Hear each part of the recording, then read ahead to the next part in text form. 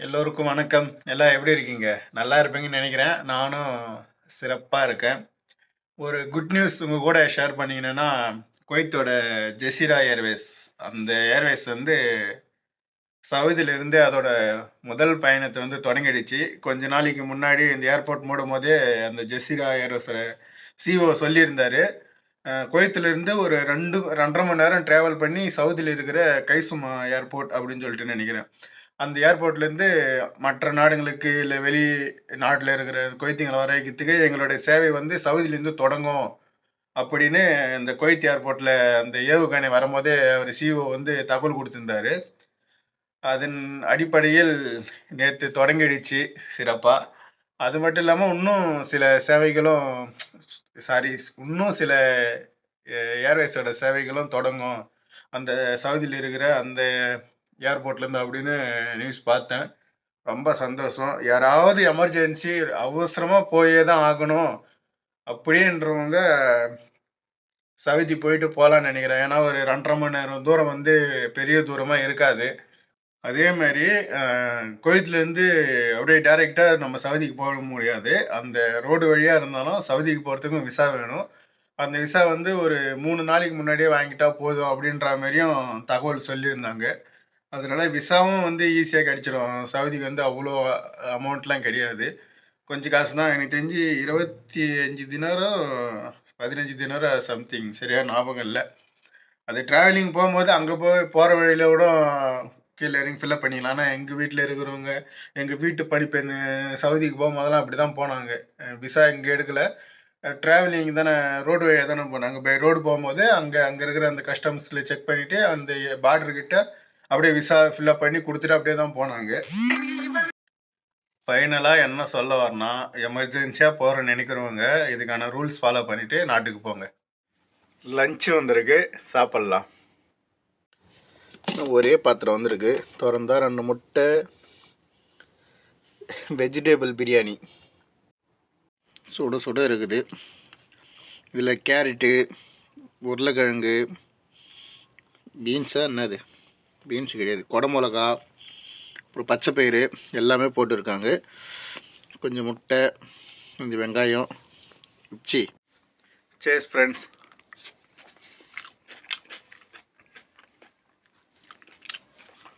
சூப்பராக இருக்கு.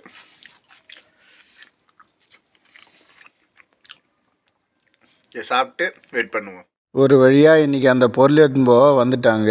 எந்த பொருள்னா அந்த முன்னாடி போட்டு வச்சுருந்தாலே அந்த பொருள் எல்லாம். இந்த பொருள் இவங்க ஏற்றின்னு போகிறதுக்கு ஓனரோட தம்பி வந்து 20 தினார் கொடுத்தாரு. 20 தினார்னா நம்ம ஊர் காசுக்கு 5976 ரூபாய் கிட்ட வரும். இந்த அடுப்பு ஏற்றுன்னு போல். இது வந்து ஓனரோட அப்பா வீட்டுக்கு போகுது. நேற்று தான் ஓனரோட தம்பி வீட்டிலேருந்து எடுத்துன்னு வந்தேன். இந்த அடுப்புலாம் பல பேர் கார்கோ வாங்கி போடுறாங்க. ஆனால் எவ்வளோன்னு தான் தெரியல அனுப்பி விடுறதுக்கு. எந்த பொருளும் இல்லாமல் அதியாக பக்கத்தில் இருக்கிற எந்த பொருளும் ஏற்றி அனுப்பிடு குமார் அப்படின்னு சொல்லிட்டு சொன்னார். வந்துச்சுங்க எனக்கு. அவங்க எல்லாம் அந்த பொருள் எல்லாம் எடுத்து போயிட்டு அப்புறம் அந்த முன்னாடி இருக்கிறத க்ளீன் பண்ண சொன்னார். அப்புறம் அதிகா போய் அந்த அதிகா க்ளீன் பண்ண சொன்னார். முன்னாடி இருக்கிற அந்த பசங்க துண்டு போட்ட பேப்பரு, வாட்ரு கேனு எல்லாத்தையும் க்ளீன் பண்ண சொன்னார். எல்லாத்தையும் க்ளீன் பண்ணி வச்சுட்டு இப்போ தான் வந்து உக்கார்றேன். இன்னும் தண்ணி ஊற்றி கழுவல. நாளைக்கு காலையிலே எழுந்துச்சி தண்ணி ஊற்றி கழுவணும். ஓஸ் போட்டு நைட்டே கழுவ சொன்னார். நாளைக்கு கழுவுறேன் பாப்பா, காலையில் ஒரு 10 மணிக்கு எழுந்துச்சி கழுவுறேன் அப்படின்ட்டேன். சரி கழுவுங்க அப்படின்ட்டாரு. நைட்டுக்கு திமானி வேறு வருதா என்னன்னு தெரில. ஓனர் எதுவும் ஃபோன் பண்ணல. இருந்தாலும் கொஞ்சம் டயர்டாகிதுன்னு சொல்லிட்டு வந்து உக்காந்துன்னு இருக்கிறேன். ஓனர் ஃபோன் பண்ணாருன்னா அவருக்கு சீசா ரெடி பண்ணலாம். ரொம்ப அவசரமாக மேடத்தோட தங்கச்சி வீட்டுக்கு போகிறேன். ஏன்னா இந்த துணி எடுத்துன்னு போய் கொடுக்கணுமா. அவங்க கொடுமை பாருங்கள். குமார் சீக்கிரம் போன்னு சொல்லிவிட்டு என்ன கொடுத்து அனுப்பிடுறாங்கன்னு பார்த்தா ஒரு துணி, அது குழந்தையோட துணி. என்னன்னு தெரியல. நம்ம ஊரில் இருக்கிற மாரி தாங்க இங்கேயும் இருக்கிறாங்க. எங்கள் மேடத்தோட அக்கா தங்கச்சிங்கெல்லாம் எதனா ஸ்பெஷலாக குழம்பு வச்சாலும் செஞ்சு கொடுத்து அனுப்பி விட்ருவாங்க. எதனா துணி இருந்தாலும் கொடுத்து அனுப்பி விட்ருவாங்க. எதனா பொருள் வாங்கிட்டு வந்தாலும் கொடுத்து அனுப்பி விட்ருவாங்க. சரி அவசரமாக போயின்னு இருக்கிறேன். அதில் வீடியோவில் எல்லாம் பேசின்னு ரொம்ப நேரம் போயின்னு இருக்க முடியாது. ஏன்னா ஓனருக்கு கார் தேவையாம். அதெல்லாம் சீக்கிரமாக கொடுத்துட்டு வர சொன்னாங்க. போய் கொடுத்துட்டு வருவோம். காலையில் ஒரு தகவல் ஒன்று சொல்லியிருப்பேன். இதுமாரி சவுதி போயிட்டு நம்ம இந்தியா போகலாம். அந்த சவுதியிலேருந்து ஃப்ளைட்டெல்லாம் போகுது.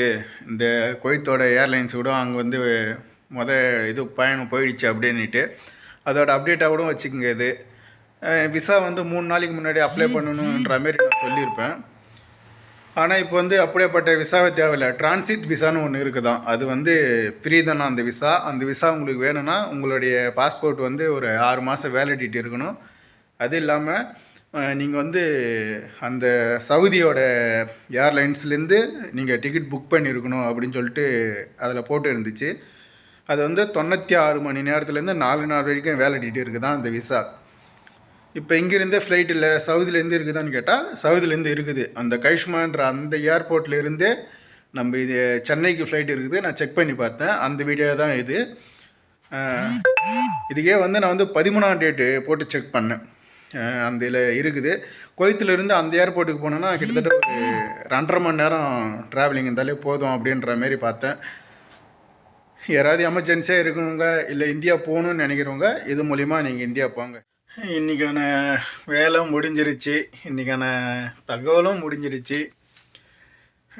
வேறு என்ன சொல்லணும்? வேறு ஒன்றும் இல்லை ஃப்ரெண்ட்ஸ். நாளைக்கு வீடியோவில் சந்திக்கிறேன். நாளைக்கு ஏதாவது தகவல் இருந்தால் உங்க கூட ஷேர் பண்ணிக்கிறேன்.